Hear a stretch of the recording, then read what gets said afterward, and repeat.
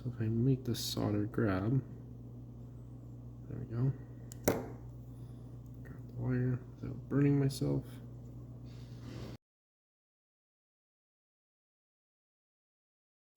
Okay, here's another tip that I learned from somewhere and I don't know where, but it's actually, I've proven it and I don't know how or why it works, but I use a lighter and if you stick it in the flame when you heat shrink it, it doesn't burn. But if you were to use that yellow part, it'll burn the heat shrink.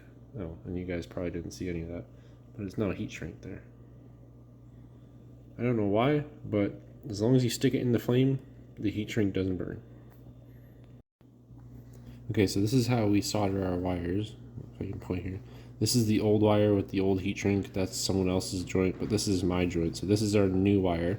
And this is like the silicone sheathed wire, so it's really flexible and bendy. So we took two ends and I just kind of twist them together end for end. And then I just go ahead and I can solder this all up. And then I'll be able to slide the heat shrink right over top of it. And it will be a nice tight joint and it shouldn't be any issues. So if I make the solder grab, there we go. Grab the wire without burning myself. And I just stretch the solder all the way across. And the solder, or the tin, goes to the heat. So wherever the heat is, the solder will go. So wherever you put the heat, it'll just jump to that side. There we go. And that's one joint of, I don't know how many here, but this is good. Then you gotta make sure it'll cool first before you can slide your heat shrink over and then heat shrink it all up, but that's the final joint there. Okay, so the progress update so far is I was just double checking to make sure the fitment was good, and it does sit down nicely with that board, with the way I was saying earlier with the terminal blocks and that little cutout. So that board definitely sits on there nicely. I don't know if you can see there's two little screw holes that line up for the screw holes on that side, and the same goes for that side. So I've lengthened all the wires long enough to get to this board, and I've threaded them through. I remember to do it, and now I'll solder them all on this side. Alright everybody, well, I've got all the wires hooked up, I've got the speaker hooked up, I've got the boards hooked up, I've got my switch hooked up, and we're going to go for a test run here. I have already tested it. I thought it wasn't working because you kind of have to raise the voltage going into the board a fair amount in order for the sound to start, because it's kind of so power hungry. So I'm gonna leave this in real time, and I'll leave the full length just to let you guys know to see how long it takes. So you can either click it or you can press and hold it down, but I guess it would help first if I turn the switch on. I believe it was this way. Let's figure out. Yep, it was. You can kind of hear that click. If I get real close, there you go, hold on. There's the click there, you can hear it engage. I'm just pressing and holding this down, and then there'll be an awkward amount of time. There you go. And that's what the speaker sounds like. So it is kind of a little lower and it's kind of tinny. But we'll go through it and I'll get the wheels. The wheels are up off the ground here.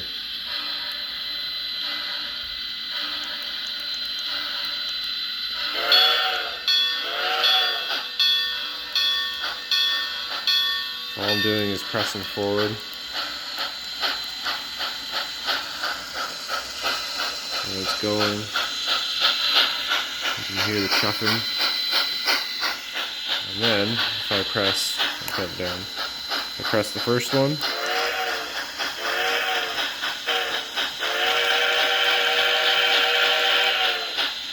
There's the horn. Then I press the second one.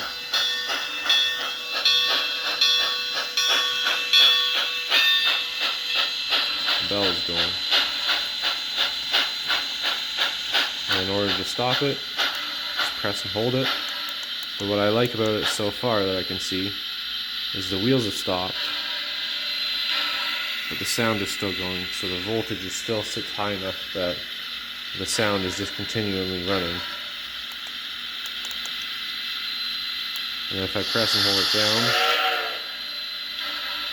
it's lowering the voltage a little bit more, and then it should just kick out. And that's how you know that it's off completely. Then I also have the switch here, which I can just shut off. It's the middle position, which is off. And that's pretty much the function of it. So now I just need to make it all fit. And right now these wires kind of look like a mess, but they're all long enough I can wrap around this little port here for the speaker. I do have a spare speaker, but it is bigger, so I don't know. I think I might just leave that one in there and try it for now. But all I basically did was solder the wires A to B a bunch of times, referencing my terrible notes and some pictures, and then I put the switch in. So now I'm just deciding on where I'm going to put the switch. I don't know if I'm going to put the switch like the switch on one side and then the charging plug on the other side, because you wouldn't see it, or I might hide it up underneath here if I have some room. Hopefully it wouldn't get in the way of the truck there. Or I was also thinking about trying to make the wood removable and putting it under there. But I'll let you guys know how that ends up, and then I'll let you guys know if I'm able to fit everything in here, because that is still an unknown, even though we're this far into it. But I feel like I should be able to get it in. I should put it all together. When I was testing it off camera, I put this battery right beside the speaker and there was no interference, so this is a good enough wrap that you won't hear any buzzing in the speaker.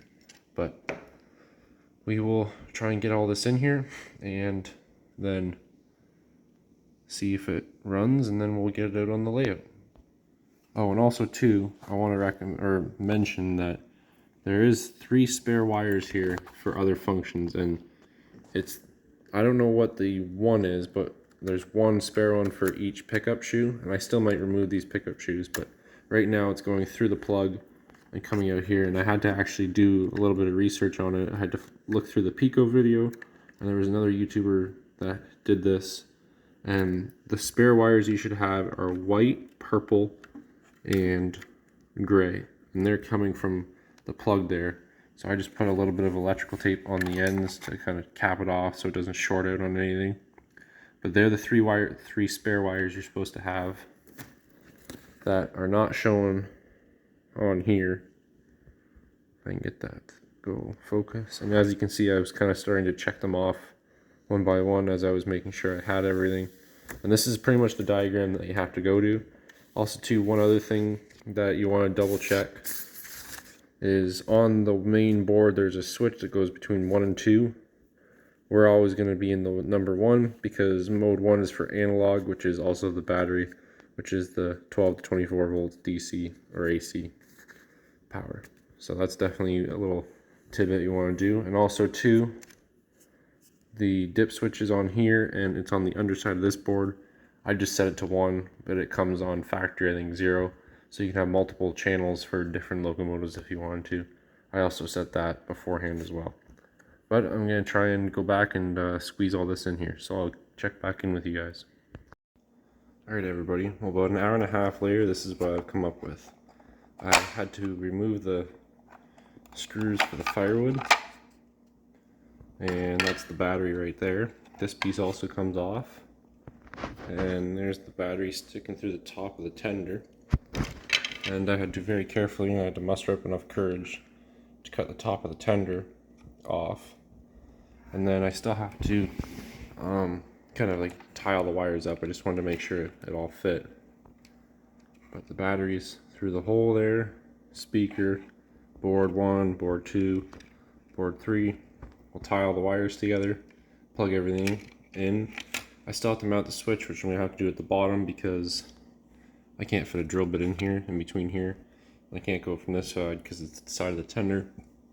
So we're going to have to drill the switches and the plug in the bottom. But once I do that, I'll be able to put it all together, bolt it all down, or screw this all back together again. And then it'll be ready for the rails. So I'll catch up back with you once it's all done.